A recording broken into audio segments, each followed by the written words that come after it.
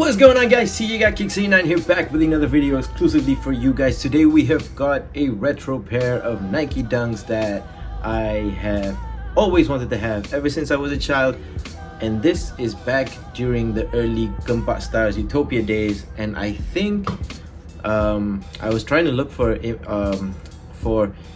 that exact magazine copy, what issue it was, what year, date, and all that. I couldn't find it, but what I do know was that there was this Michael Lau figurine that was basically depicting Chinese and also Japanese streetwear onto models. And what I think the figurines were supposed to be doing was sort of like street journalism and also a bit of graffiti.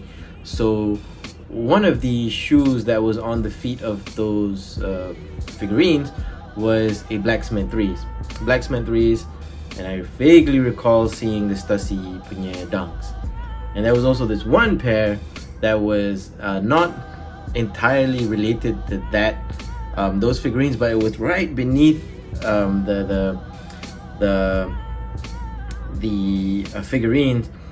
And fast forward a few days later, I was picking up the Revolution skateboard magazine, the local zine here in Malaysia in the early 2000s, which has recently resurged as well. And there was this whole 2-page article about SB Dunks, or at that time the Pro B line. And cutting the crap short, it was the Brazil dunk. And this is a dunk that released in February 2024 of this year, and we'll go into the whole pre-COVID time of how this just instantly became the hot topic of the time, and no one was able to attain these, much like the Kith AF1s that were released only in Miami in 2018, but managed to cop these off of the Nike Malaysia website for 229 ringgit because there was a sale and there was an additional percentage off if you were using the Nike app. And I got this for 229 from the retail price of 589, which, if I didn't get it at a discount, I think I would have paid retail upon careful consideration to have this pair in my collection. So the tag reads Nike Dunk Low SP, Nike Dunk Low SP. Color code is, where's the color code? CU1727700. Varsity Maize, pine green and white. And I think this shoe just sort of spiraled my whole obsession with pine green shoes, and that's them right there. So let's talk about these in further details, a little bit of their story, the materials, how they fit, and obviously why I bought them in the first place. To kind of like put this whole review backwards, why I bought them was just the whole childhood nostalgia of seeing this on the pages of Utopia and also on the Revolution magazine. And there was this whole idea of scarcity and rareness around having Nike Dunks, because little did I know, while I was researching on this around the 2000 punya era, COVID obviously, and also just when they were about to release, is that this was actually a co.jp or concept.jp exclusive. That being said, this has nothing to do with the whole Brazilian thing. Has nothing Brazilian about it. This was not a Brazil only exclusive. This was not a South America or an Americas exclusive.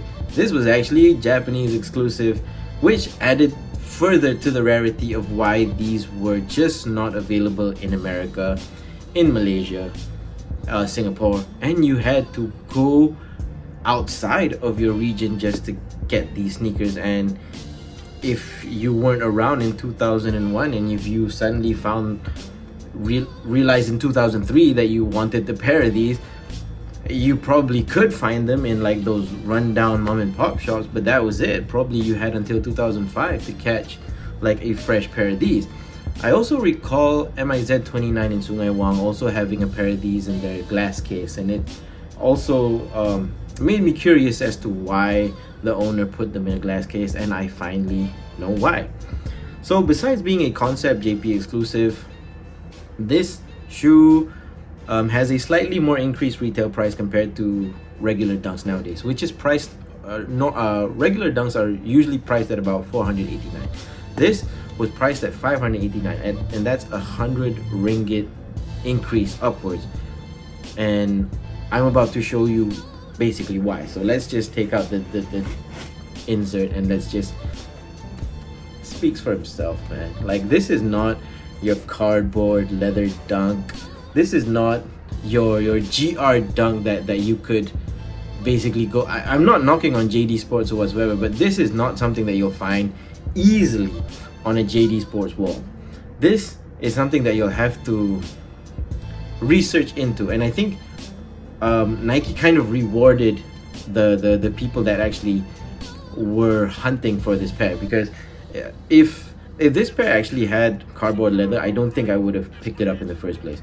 I picked this up just to specifically see how good the leather was, and obviously watching the early reviews on YouTube. This is October, at the end of October at the time that I'm filming this. Obviously I don't know when this will release, but at the end of October there were already lots of reviews from early February leading up to June of people having this early pairs and whatnot, and I was just overly, and I cannot state overly, just impressed with just the quality on this shoe.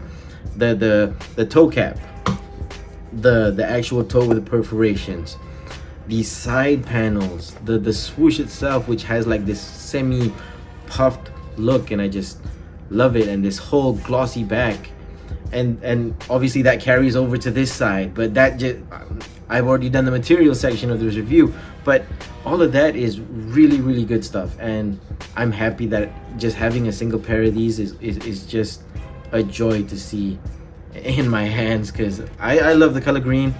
Having the yellow is obviously too much of a color pop, but I think just styling this is not an issue for me, because I just like wearing dark and black colors anyways, so not gonna be an issue for me, like I said. So materials, I said, really high quality glossy leather over from the toe to the side to the back, and for the tongue you have like a very rough ballistic mesh style tongue.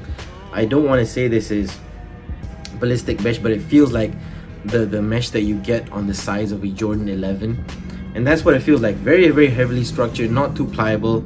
The tongue tag at the top, Nike lettering on a white background, the infamous copywriting at the back saying that this is quality. This is made in Indonesia.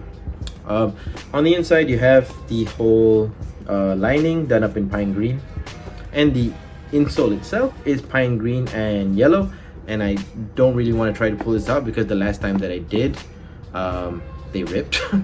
The last time that I tried to pull out a Dunks insole, they ripped, so I have to be really careful with that. But you can kind of see that's what you get on the heel, and that is probably going to wear away and kind of but whatever, you know, it's just the inside of the shoe. People don't see through your Achilles heel just to look at how well you've kept the insoles. One interesting thing that I want to know before I go to the outsole is that back in the 2001s, when I was just randomly looking up dunks back in 2014 2015 on eBay, I noticed that this is like the recent Argan dunks punya retro, where is actually supposed to be like printed on, screen printed on and colored in basically, but it's nice to see that they stitched it on, so that is obviously going to withstand time, and it's just gonna look solid a lot more as you wear it in, because the pairs that are on eBay, you can see them sort of just wearing away and just starting to fade, and you could color that back in, but it's not going to be the same obviously. So let's go over to the midsole, which is one of the most iconic outsoles and midsole combinations on earth. So this is just a rubber cupsole from the front to the heel, and inside of it you have an EVA wedge. I wish I brought my Loons punya midsole that I swapped, but can't find it.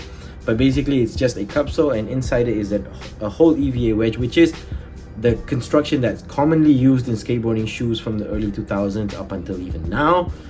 Basically you just have a cupsole, a rubber cup, and then inside of it you have the foam, which kind of helps with the dispersion of force and whatsoever. So there's no air technology in a Nike Dunk. I found that out back in 2015 when they were first doing the retro, the Pro Dunk, the reimagined Dunk, or re-engineered Dunk basically. So on the bottom you have the pine green outsole, and that is just basically the shoe.